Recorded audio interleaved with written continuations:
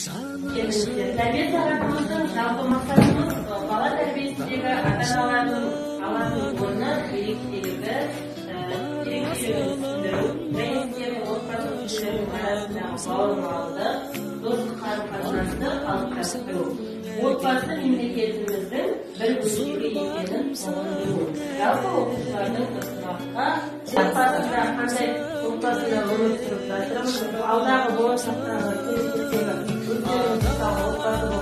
қандай отбасыларымыз айтыңыздар. Біз соның бәрін қазір ойларымызда ойланған алып енді қазір бір шаңырақ астында біз отбасы деген тақырыбымыз өзі отбасы бақыт мекенім. Қалай түсінесіз балалар? Отбасы бақыт мекенім деген. Мен отбасы дегенде ақырағын түзіп жасқа береді. Тағы да қалай ойлайсыздар? Қайта ғой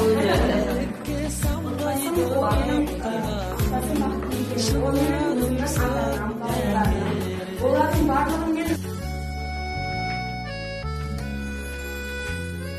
өмір берген маған, көңіл бөлген маған, сенің берген маған ай күнімсің, қамқорларым ғана, сүйенішім дара, әке менен ана байлығымсың.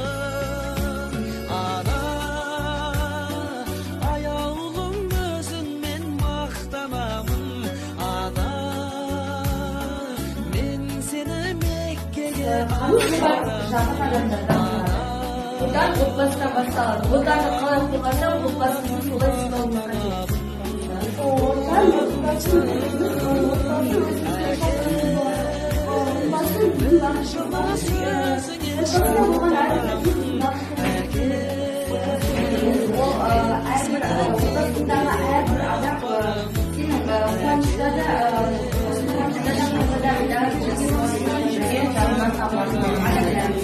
Отбасы ол менің әкем, анам, әкем, қарындасым, және мен.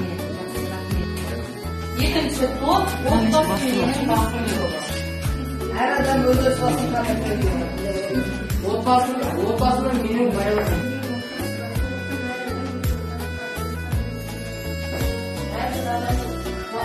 Жалғыз ғана отбасы болады. Ол отбасында адамды сыйлау керек.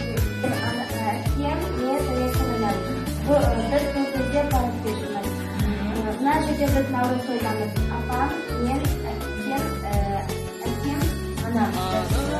Біз аяулым өзіңмен мақтанамын.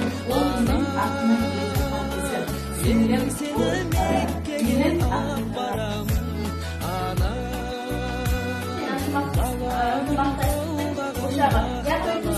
Зиялы қоғамның негізгі болып есептеледі. Және де отбасы бұл кішігірім мемлекет. Яғни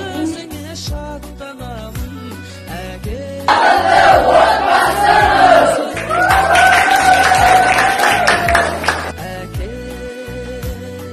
биікке самғайды баптағаным, шынарымсың әке.